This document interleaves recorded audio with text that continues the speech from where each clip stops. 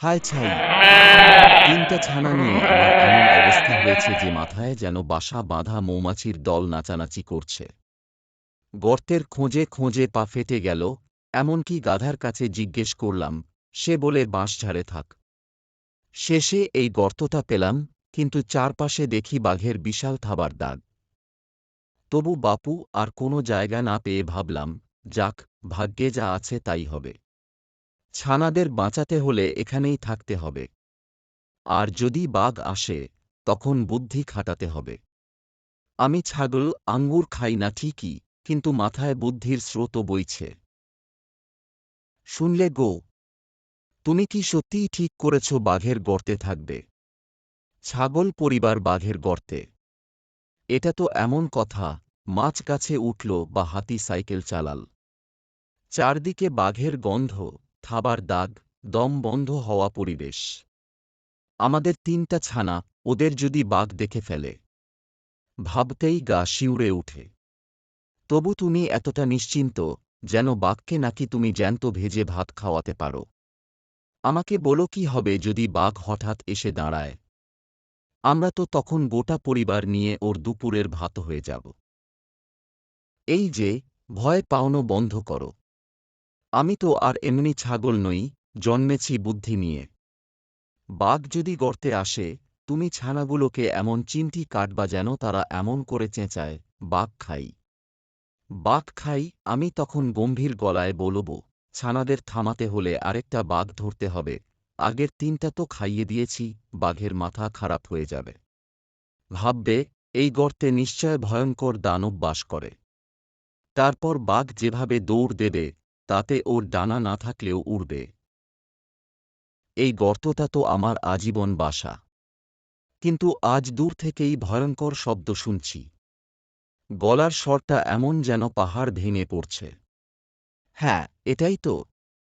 কে যেন ভিতরে বলল, বাঘ খাই, বাঘ খাই। আর ওদিকে এক ভদ্রলোক বলছে, আরেকটা বাঘ ধরতে হবে। ওফ, এটা তো স্বাভাবিক কোনো পরিবার নয়। আমার গর্তে বুঝি রাক্ষস এসে উঠেছে। ছানাই যদি বাঘ খেতে চায়, তাহলে বাপ-মায়ের কি অবস্থা? আমি তো জঙ্গলের রাজা, কিন্তু রাজারা কখন পালায় তা শুধু পরিস্থিতি দেখে সিদ্ধান্ত নেয়। এখনই উধাও হওয়া ছাড়া উপায় নেই। ছানাগুলোর অভিনয় দেখে তো আমি নিজেরাই ভয় পেয়ে যাচ্ছি। চিমটি কাটতেই ওরা যেন বজ্রপাতের মতো চেঁচাতে শুরু করেছে। শোনো, ওরা যদি এভাবে চেঁচায়, তাহলে পুরো গর্তটাই কেঁপে উঠবে। বাঘ ভয়ে জ্ঞান হারাবে। আর আমি চেঁচাবো, ছানারা না বাঘ পেলে শান্ত হবে না, এমন ডায়ালগ দিলে বাঘের মাথা ঝাঁকুনি খেয়ে দাঁত খসে যাবে। হা হা, ভাবতেই মজা লাগছে, ছাগলের ছানা বাঘ খেতে চায়। কে ভাবতে পারো তো আমাদের পরিবার এভাবে বাঘ তাড়াবে? এই যে শুনছ, আরও বড় চালাকি করতে হবে। এখন এমনভাবে বলবো, আজ তিনটা বাঘ ধরেছি, কিন্তু ছানাদের পেট ভরছে না। তারপর জোরে চেঁচাবো, ঝপাংটা দাও, ভতাংটা দাও। ঝপাং আর ভতাং যে কিছুই নেই, কিন্তু বাঘের কানের ভেতর ঢুকলে মনে হবে যেন কামান ছুঁড়ছে। আমি যেন যুদ্ধের সেনাপতি। আর বাঘের মুখে তখন ভয় ভরা ৩ তলা চাহনি।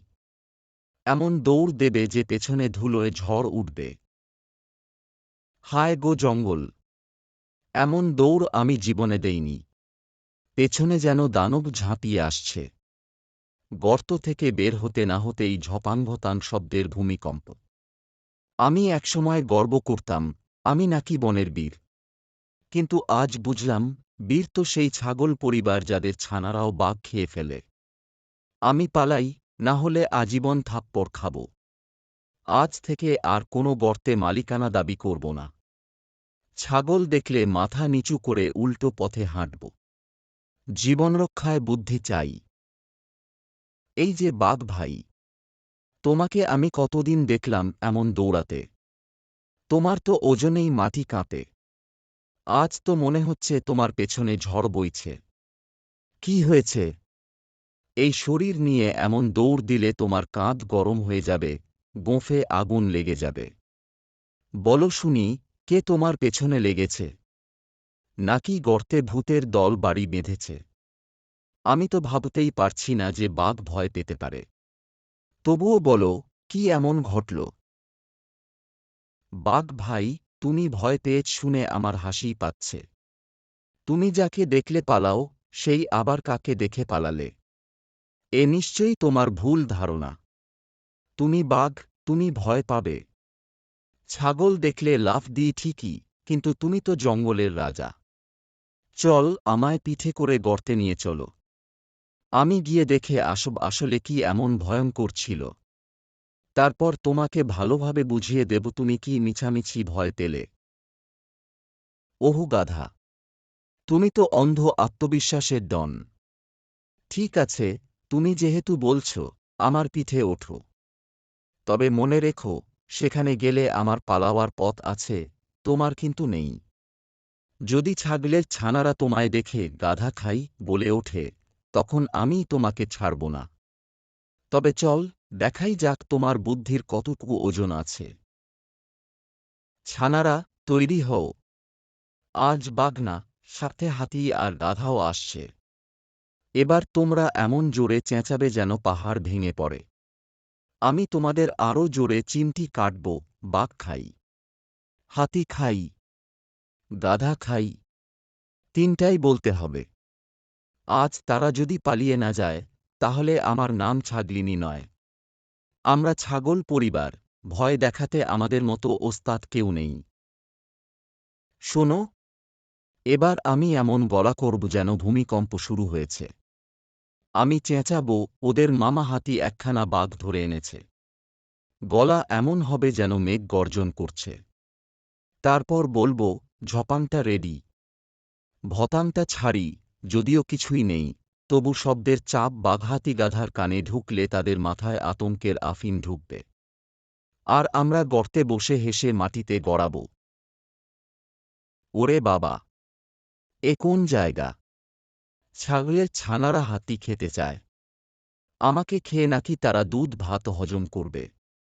আমি এত বড় শরীর নিয়ে লড়তে পারি, কিন্তু বাচ্চারা যদি আমাকে খাবার ভাবে তাহলে তো বাঁচিনে। ঝপাংভতাং শব্দে তো আমার কান দুলতে শুরু করেছে। আর না, আমি একটা ডালে ঝুলে থাকব, কিন্তু এখানে এক সেকেন্ডও দাঁড়াব না। এই যে, আমার বুদ্ধির দৌড় শেষ। আমি তো ভেবেছিলাম বাঘকে বুঝিয়ে দেব, এখানে কিছু নেই। কিন্তু ছাগলের ছানারা গাধা খাই বলা মাত্রই আমার বুকের ভেতর ঢোল বাজছে। ঝপাং শব্দ কানে গেলেই মনে হয় মাথা বিচ্ছিন্ন হয়ে গেছে। বাঘ ভাই, আমাকে নামাও। আমি পালাই। জ্ঞান থাকতে গর্তে নামলে আমার নাম গাধা থাকবে না, থাকবে স্যালাড। আজ আমি বুঝলাম, শক্তি নয়, বুদ্ধিই আসল। ছাগলদের বুদ্ধির সামনে বাঘ, হাতি, গাধা সবাই ফ্ল্যাট। আমি আজীবন এই গর্তের দিকে মুখ করব না। ছাগল দেখলেই রাস্তা পাল্টে দেব। আজ থেকে বাঘখেকো ছাগলের ছানা আমার জীবনের দুঃস্বপ্ন। আর যদি কখনো কেউ বলে বাঘ রাজা, আমি বলবো ছাগলই রাজা।